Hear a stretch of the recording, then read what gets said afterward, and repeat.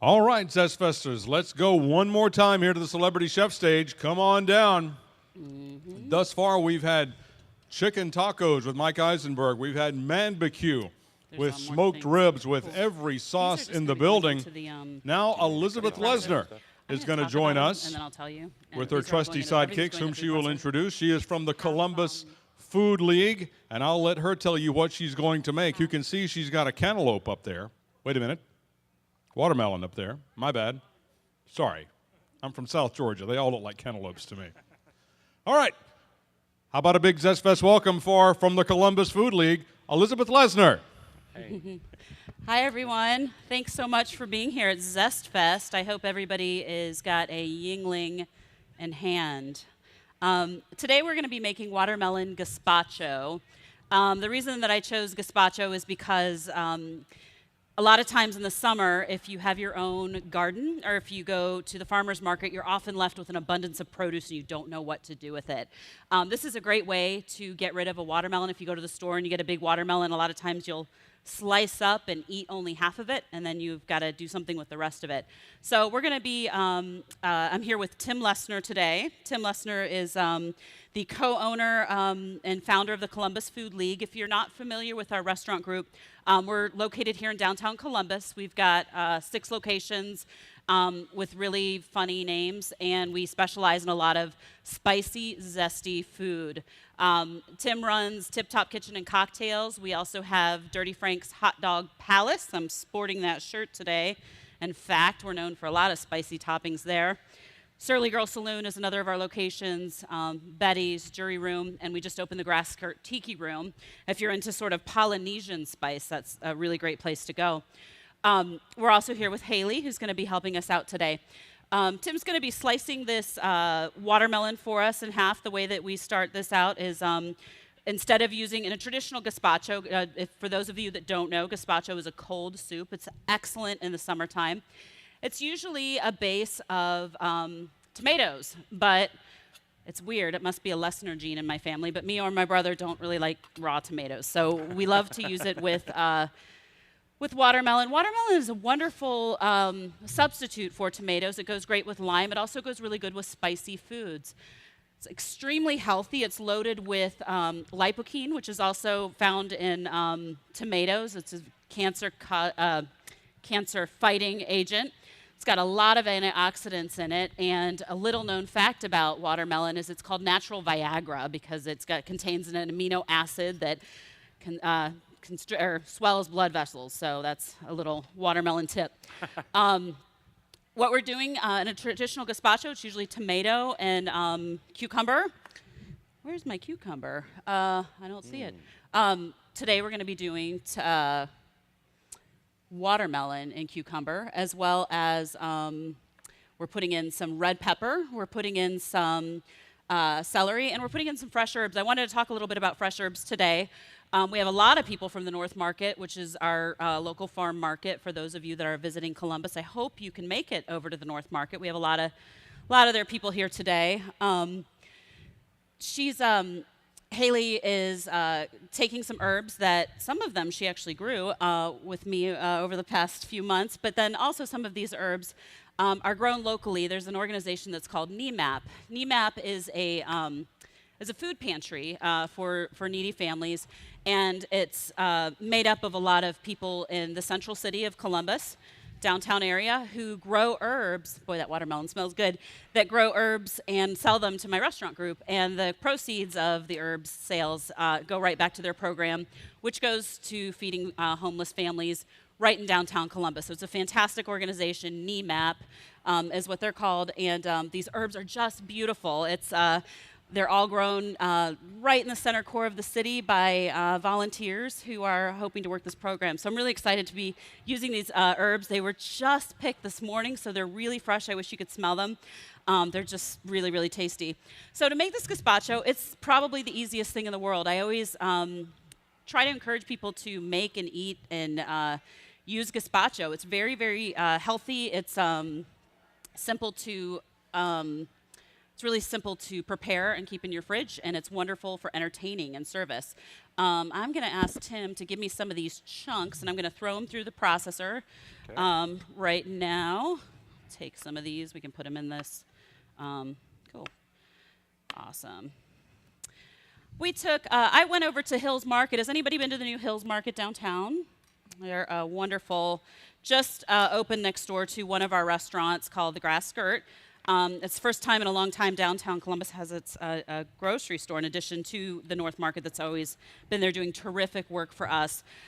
We got the watermelon from there. It's just a small watermelon. I'm going to guess that this recipe will probably serve about 6 to 12, depending on how, whether you're doing cups or bowls. And we're just going to be doing some watermelon in here.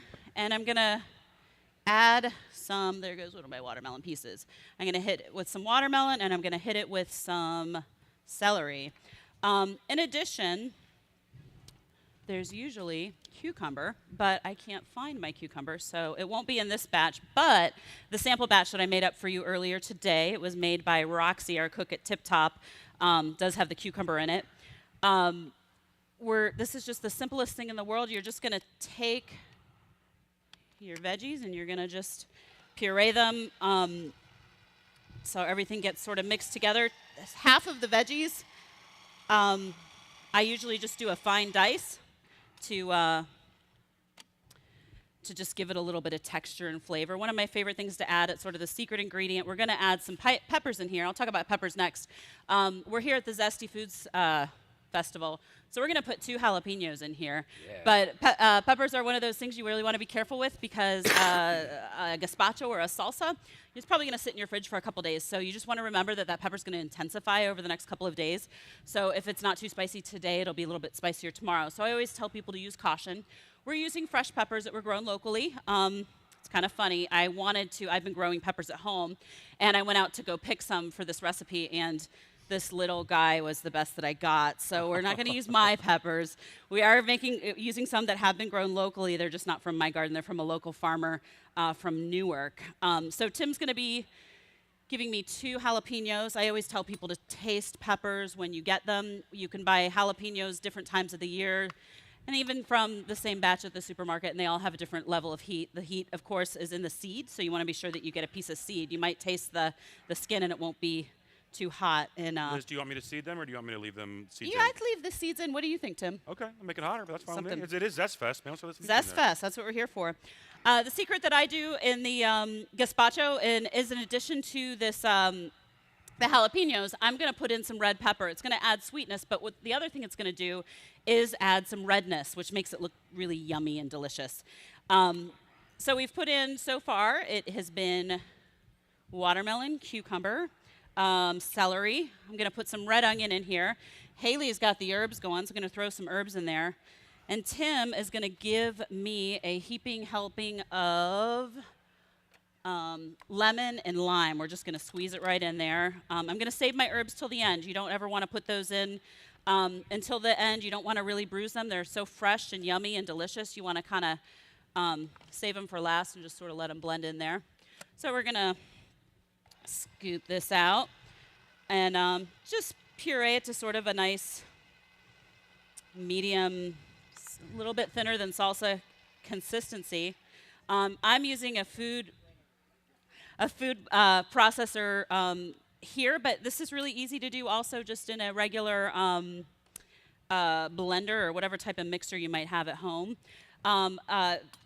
Cold gazpachos are just so popular and so yummy right now. They're just a great way to use up any of the nice produce that you have in here. Tim's going to hit me with a lemon, and he's hitting me with a little lime juice, fresh lime. I top it off with some garlic, and then I'm adding some salt. You have to have salt, some pepper, and as you guys remember, we put 2 fat jalapenos in there, so that's going to taste pretty spicy. If you've never sort of experimented with sort of the sweet and spicy combos in summer cooking, it's really fantastic. One of my favorite things to do is if you take watermelon and marinate it in any sort of hot, spicy sauce, salsa, a lot of them you can buy here.